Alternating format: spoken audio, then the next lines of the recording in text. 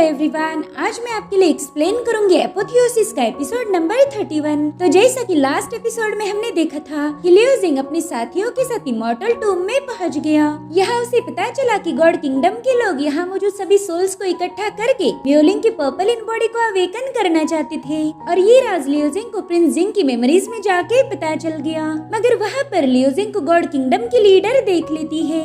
अब आगे तो हम देखते कि लियो जिंग अभी भी प्रिंस की मेमोरीज में था और तभी वो लीडर उस पे अटैक कर उसे जिंग की मेमोरीज से बाहर निकाल देती है, जिसके बाद वहाँ पर उसका स्पिरिचुअल फॉर्म आ गया। तो लियो जिंग भी डीमन नाइट को बुला लेता है जो सीधे लियो जिंग की स्वॉर्ड में समा गई। इधर उस लीडर ने लियो जिंग पर अटैक करना शुरू कर दिया, मगर लियो जिंग एक ही पावरफुल स्लैश अटैक उस पे कर चुका था। अब यहाँ वो बंदी रियल फॉर्म में नहीं थी, इसलिए जिंग को लेकर वहाँ से गायब हो जाती है। लियो जिंग समझ गया था कि जिंग की बॉडी शापित है और इसी वजह से वो उसमें फंस चुका था। वो कह रहा था कि मेमोरीज को एक्सेस करने का कुछ तो फायदा हो गया। मुझे पता चल गया कि इमॉर्टल टूम का लॉर्ड जिंदा है। बस जब वो अवेकन होगा तब यहाँ पर क्या होने वाला है ये मुझे पता नहीं। खैर फिलहाल के लिए मैंने डिवाइन किंगडम के लोगों पर ध्यान देना चाहिए। उन्हें यहाँ से स्पिरिट को कलेक्ट करने से रोकना होगा। अगर इन लोगों ने सारे स्पिरिट को जमा कर लिया तो इमॉर्टल लॉर्ड जाग जाएगा और ये तो मैं बिल्कुल भी नहीं चाहता। और अब हमें इमॉर्टल टियानजाओ की टूम दिखाई गई। इसी बंदे ने पूरे कॉन्टिनेंट के स्पिरिट को अपने पास कैद किया है और अब स्पिरिट के कम होने की वजह से वो धीरे धीरे अवेकन होना शुरू हो जाता है। और अब हमें इमॉर्टल टूम में मौजूद फैंटेसी यानी कि इमेजिनरी लिन्हे विलेज दिखाया गया, जहाँ पर मियोलिंग पहुँच गई थी। दरअसल ये मियोलिंग का होम टाउन है और वो यहाँ के सभी लोगों को जानती थी। अब मियोलिंग ने यहाँ पर सब कुछ फ्रीज कर दिया। वो खुश होकर कह रही थी कि रे तुम लोग तो जरा भी बदले नहीं, तुम तो वैसे ही हो जैसा मैंने तुम्हें बचपन में देखा था। और अब वो लोग उसे पकड़ने की कोशिश करने लगते हैं। मियोलिंग कह रही थी कि मैं बहुत रहमदिल हूँ, तो क्यों ना मैं आपको इमॉर्टल टूम से आजाद करवा दूं। और फिर उसने अपना मैजिकल ट्रेजर बाहर निकाल लिया। वो झूमते हुए कह रही थी कि चलो अब अपनी सोल की कुर्बानी देकर मेरी पर्पल इन बॉडी को अवेकन करो। तुम लोगों की मदद के अलावा ये पॉसिबल नहीं होगा। और तभी उसे वहाँ पर उसके पेरेंट्स नजर आते हैं। उन्हें देखते ही मियोलिंग को बचपन की याद आ गई। उसके माँ बाप ने उसे एक बंदे को भेज दिया था। वो उन्हें रोकने की कोशिश करती है तो बंदा उसे बताता है कि वो तो पैसे लेकर चले गए, लेकिन मैं हूँ ना, बस तुम्हें मेरी बातें माननी पड़ेगी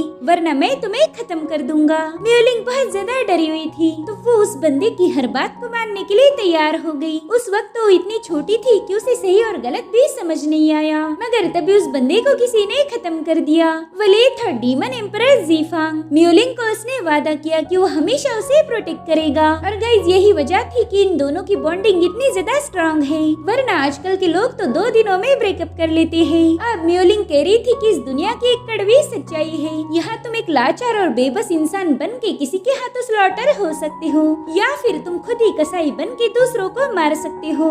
लेकिन मैंने एक अलग से तीसरा रास्ता चुना। मैं खुद ही मेरे सुल्तान के लिए एक डैगर बन गई ताकि वो मेरे जरिए लोगों को मार पाए। गाइस यहाँ पर वो ज़ीफांग का जिक्र कर रही थी, जिसके बाद वो रोते हुए कह रही थी कि मेरे माँ बाप ने मुझे अबेंडन किया, मगर फिर भी मैं तुम लोगों को माफ कर देती हूँ। जिसके बाद वो वहाँ की हर एक सोल को एब्जॉर्ब करके पोर्टल से दूसरी जगह चली गई। इधर हम देखते कि अल्टर पर इन सब की सोल थी, लेकिन जैसे जैसे ये लोग सोल को इकट्ठा करके आगे बढ़े वैसे इधर धीरे धीरे इमॉर्टल अवेकन हो रहा था। जिसके बाद हमें बाइडी सिटी दिखाई गई, जहाँ पर गॉड किंगडम की बंदी अपनी स्पिरिचुअल ऑरा का यूज करते हुए बड़े ही कुल अंदाज में चल रही थी। और मीनवाइल उसने वहाँ मौजूद लोगों की सोल को भी एब्जॉर्ब करना शुरू कर दिया था। उन लोगों से कह रही थी कि अपनी सोल देकर तुम लोग मेरे गॉड किंगडम की बहुत मदद कर रहे हो, तुम बहुत खुशनसीब हो कि तुम्हें मेरे काम आने का मौका मिला। आगे चल के तुम सभी को मेरे गॉड किंगडम की ब्लेसिंग जरूर मिलेगी, तुम उसकी रोशनी में ग्लो करोगे। और तभी वहाँ पर बर्फ गिरने लगती है, जो देखकर वो बंदी समझ गई कि इमॉर्टल टूम में इनके अलावा भी कोई और मौजूद है। साथ ही उसकी पावर से बनाई हुई पाथ भी बर्फ में बदल गई और तभी उस पर हमला होना शुरू हो जाता है। इनफैक्ट वो पाथ भी अब ब्रेक होकर वो नीचे गिरने वाली थी, लेकिन वो तुरंत ही जंप लगाकर घर के टॉप पर पहुँच जाती है। वो कह रही थी कि ये तो बहुत ही स्ट्रॉन्ग आईसी सेंस है, मेरे ख्याल से यूंडियन की पैलेस मास्टर निंग्यूडी होगी। इसी के बारे में मुझे एल्डर ने बताया था, मगर इसने तो लाइफ एंड डेथ रन पर ब्रेक थ्रू किया था, फिर तो ये टूम में आ ही नहीं सकती। जिसके बाद वो निंग्यूडी से कह रही थी कि तुम बहुत शातिर हो, तुमने सिर्फ इमॉर्टल टूम में एंटर करने के लिए अपनी कल्टीवेशन को फोर्सफुली सप्रेस कर दिया। वाकई बस यहाँ आने के लिए तुमने बहुत बड़ी कीमत चुकाई होगी। जिस पर निंग्यूडी उसे ताना मारते हुए कह रही थी कि तुम लोग भी स्टार स्टॉर्म से बचते हुए एक चैनल क्रिएट करके हमारे realm में घुस गए। तुमने भी काफी बड़ी कीमत चुकाई होगी। तो बंदी अपने वेपन को समन करते हुए कह रही थी कि हम गॉड किंगडम के लोग इस पूरी दुनिया से प्यार करते हैं। अगर हम जो चाहते हैं वैसा हो गया तो इसका फायदा सबको होगा, इसलिए हमें एक मामूली सा स्टॉर्म रोक नहीं सकता। हमारा गॉड किंगडम अपनी रोशनी से इस realm को भी ग्लोरियस बना देगा। ये सुनकर निंग्युड़ी हंसते हुए कह रही थी कि पहला तो तुम हमारे realm में जबरदस्ती घुस गई और ऊपर से हमारे realm को सुधारने की बातें कर रही हो।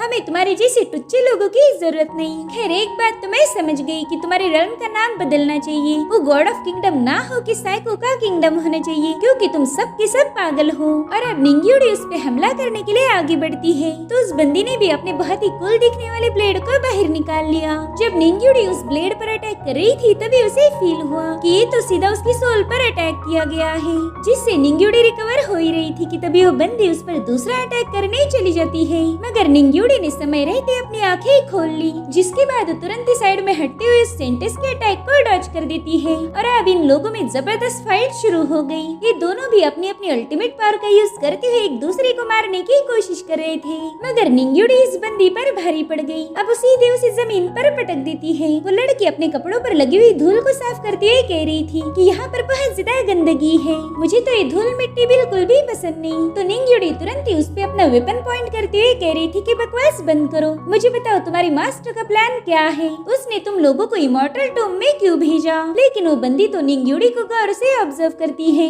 दरअसल निंग्युड़ी की सोल अब डैमेज हो चुकी थी और फिलहाल वो बहुत ही ज्यादा कमजोर है। अब आपको तो पता ही होगा कि दुश्मन तो हमेशा कमजोरी का फायदा उठाते हैं। वो लड़की सोच रही थी कि मैं इस पर कोल्ड ड्रीम मिरर का यूज करके अटैक कर सकती हूँ। इसकी सोल पर अगर एक और अटैक किया जाए तो ये मारी जाएगी। जिसके बाद वो बंदी कह रही थी कि ठीक है, मैं तुम्हें सब बताती हूँ, लेकिन मैं गॉड किंगडम की मेंबर हूँ, तुमने मेरे साथ इज्जत से बात करनी चाहिए और मैं ऐसे जमीन पर लेटे लेटे तुम्हें कुछ भी नहीं बताऊंगी। जिस पर निंग्युड़ी कह रही थी कि फिलहाल तो तुम ऐसे हालात में बिल्कुल नहीं जो मेरे साथ निगोशिएट कर पाओ, अगर मरना नहीं है तो जल्दी से अपना मुंह खोलो। और अब निंग्युड़ी ने एक खतरनाक बग को बाहर निकाल लिया। वो कह रही थी कि बताओ तुम लोगों का प्लान क्या है, वरना मैं इसे तुम पर छोड़ दूंगी। उस बग को देख के तो बंदी बहुत ज्यादा डर गई थी। वो कहती प्लीज प्लीज इसे दूर कर दो। निंग्युड़ी को उसकी हालत देखकर हंसी आ रही थी। दरअसल ये बग बेली हॉन्ग ने उसे दिया था, जो कि आज निंग्युड़ी के बहुत काम आ गया। अब वो लड़की बता रही थी कि मेरे गॉड किंगडम के पास एक सीक्रेट टेक्निक है,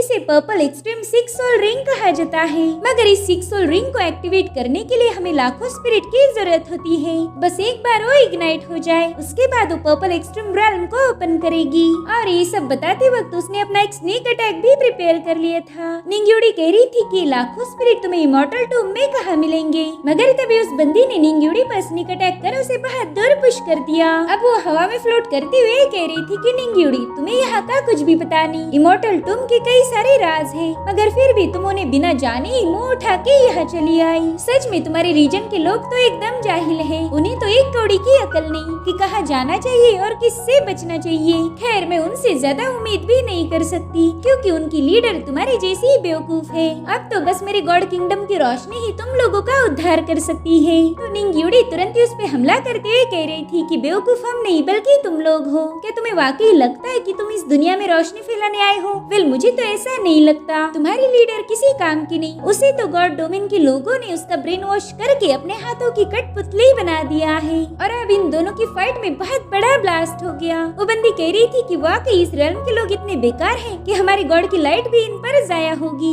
ये सुनकर निंग्युड़ी भी उसे जी भर के गालियां दे रही थी। गाइस यहाँ पर एक बात तो मेरे समझ आ गई कि इस सीरीज के राइटर को औरतों के झगड़ों में बहुत मजा आता है। खैर अब इस बंदी ने अपना एक खास वेपन जिसे कोल्ड ड्रीम मिरर कहा जाता है वो समन कर लिया था। निंग्युड़ी बड़ी तेजी से उसकी तरफ अटैक करने जा रही थी और इसी वक्त वो अपने बचपन के विजन को देखने लगती है। निंग्युड़ी उस वक्त बहुत छोटी थी और तभी उसके टाउन पर डीमन का अटैक हो गया। उन डीमंस ने उसके माँ बाप को बुरी तरह से घायल कर दिया था। निंग्युड़ी रोते हुए कह रही थी कि प्लीज मुझे छोड़ के ना जाए। तभी उसके फादर उससे कहते कि निंग तुम्हें हमारे लिए जीना होगा। अब एक डीमन उसे हंसते हुए कह रहा था कि बच्ची, कोई तुम्हें यहाँ बचाने नहीं आने वाला। तुम तो हमारे डीमंस के लिए डिलीशियस खाना बनोगी। मगर निंग कह रही थी कि मुझे मरना नहीं है। अगर कोई मुझे बचाने नहीं आया तो क्या हुआ, मैं खुद को प्रोटेक्ट कर सकती हूँ। दरअसल निंग यूडी मिरर में मौजूद कोल्ड ड्रीम वर्ल्ड में पहुँच चुकी थी। यहाँ पर वो बंदी उसे वेपन में पूरी तरह से ट्रैप कर देती है। इस जगह पर कई सारे डीमंस निंग यूडी पर हमला करने आ रहे थे,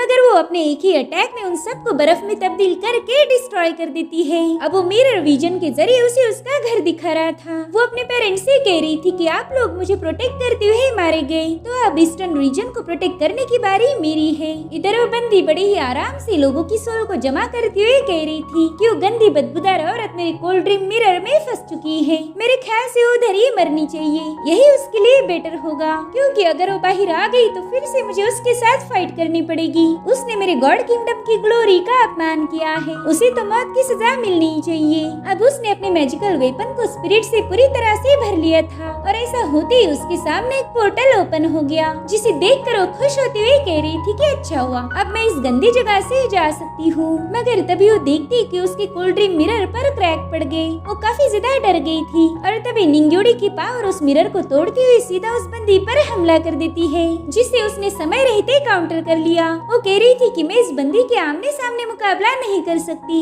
और वैसे भी यहाँ की सारी स्पिरिट को तो मैंने जमा कर लिया, इसलिए यहाँ रुकने का वैसे भी कोई फायदा नहीं। तो तुरंत ही वहाँ से पोर्टल की तरफ भागने लगती है, लेकिन तब तक निंग यूडी बाहर आ गई। वो कह रही थी कि तुम जरा अपने मिरर को चेक कर लेना, क्योंकि मैंने उसे पूरी तरह से तहस नहस कर दिया। अब निंग यूडी ने तुरंत ही उस बंदी पर हमला कर दिया, तो तुरंत ही 3 गॉड डोमेन को एक्टिवेट कर देती है, जिससे वहाँ का सारा नजारा ही बदल गया। निंग यूडी एक बार फिर से इल्यूजन में फंस गई थी, जहाँ पर वो बंदी कुछ मंत्र फूकती हुई अपनी डिवाइन पावर को एक्टिवेट कर देती है। उसके पीछे अब मोरपंख जैसे फेदर्स आ गए थे, जो कि दिखने में वाकई बहुत शानदार है। और अब वो निंग यूडी पर हेवी प्रेशर डालना शुरू कर देती है। निंग यूडी समझ गई थी कि ये उस पर एक सोल अटैक करने जा रही है, साथ ही वहाँ का प्रेशर भी अनबेरेबल था। और तभी वो बंदी कहती है, निंग यूडी देखो, ये है मेरे गॉड किंगडम की ग्लोरी, बताओ क्या तुम इसमें ठीक से खड़ी भी हो पा रही हो। और अब उसने निंग यूडी पर इतना प्रेशर डाल दिया कि वो सीधा घुटने पर आ गई थी। वो कह रही थी कि चाहे तुम मुझे यहाँ पर बस ठीक क्यों न कर दो, लेकिन मैं तुम्हारे आगे हार नहीं मानूंगी। इसलिए वो सेंटेंस निंग यूडी के पास आकर बता रही थी कि मेरी गॉड डोमेन तुम्हारे सारे पापों को माफ कर देगी, बस एक बार मुझसे माफी मांग लो। तुमने मेरी गॉड डोमेन का अपमान किया है, इसलिए इतना तो तुम कर ही सकती हो। जिस पर निंग यूडी का जवाब था कि भाड़ में जाए तुम्हारी गॉड डोमेन। अब इससे तो वो बंदी और ज्यादा भड़क गई। वो गुस्से में कहने लगती कि निंग यूडी मेरे सामने माफी मांगो, मगर निंग यूडी तब तक जैसे तैसे उठ जाती है। वो अपना स्पीयर घुमाते हुए कह रही थी कि ईस्टर्न रीजन की सेफ्टी की जिम्मेदारी मुझ पर है, इसलिए तुम और तुम्हारी गॉड डोमेन की ऐसी की तैसी। जिसके बाद वो अपनी पूरी ताकत लगाकर उस इल्यूजन को ब्रेक करके बाहर आ गई थी। उसके प्रेशर से उस सेंटेंस भी घायल हो गई। वो कहती कि निंग यूडी ने तो कभी भी सोल पावर की प्रैक्टिस नहीं की थी, फिर इसकी सोल इतनी स्ट्रॉन्ग कैसे बन गई। ये तो मेरे गॉड डोमेन से भी बड़ी आसानी से बाहर आ गई। अब उसे जवाब के बदले में निंग यूडी का वेपन मिलता है, जो सीधे उसके आर पार हो गया था। वो अब सीधा बाइडी सिटी के गेट पर टंग गई थी। निंग यूडी भी उसके पास पहुंच जाती है और फिर उसने बेली होंग का बग सीधे उसके मुंह पे दे मारा। वो बग उस बंदी के चेहरे को बुरी तरह से नोच रहा था और उसकी चीखें सुनकर निंग यूडी को हंसी आती है। निंग यूडी उस बंदी से कहती कि अच्छा हुआ तुम मेरे अटैक से मारी नहीं गई, वरना मेरे सवालों के जवाब कौन देता। चलो जल्दी से बताओ इमॉर्टल टूम में क्या हुआ था। तो बंदी गुस्से में कहने लगती कि निंग यूडी देख लेना, तुम्हें अपनी हरकत की बहुत बड़ी कीमत चुकानी पड़ेगी। और तभी उसने अपने एक्सट्रीम पावर को एक्टिवेट कर दिया, इसलिए निंग यूडी जल्दी से पीछे हट गई और फिर वहाँ पर एक बहुत बड़ा ब्लास्ट हो के वो बंदी वहाँ से भाग निकली। निंग यूडी ये देखकर हैरान थी। वो कहती कि अरे ये तो सीधा इमॉर्टल टूम से ही बाहर चली गई। उसके पास ऐसी पावर थी जो इमॉर्टल टूम में मौजूद स्पेस को काट सकती है। मेरे ख्याल से गॉड किंगडम के पास डिवाइन सीरियल के कल्टीवेटर्स है, उन्होंने इस बंदी को ये मेथड सिखाई होगी। खैर उसने एक बात तो मुझे बताई दी कि वो लोग पर्पल एक्सट्रीम इन बॉडी को लाखों स्पिरिट की कुर्बानी देकर ओपन करने वाले हैं, इसलिए अब हमें जल्द से जल्द उस मियोलिंग को ढूंढना होगा। वहीं दूसरी तरफ हमें फेरी टूम का इल्यूजन दिखाया जाता है, जहाँ पर लियो जिंग पहुँच गया था। वो देखता है कि इस जगह पर भी कई सारे स्पिरिट ट्रैप्ड हैं, तो तुरंत ही अपने इमॉर्टल मैंशन के टोकन को एक्टिवेट कर देता है।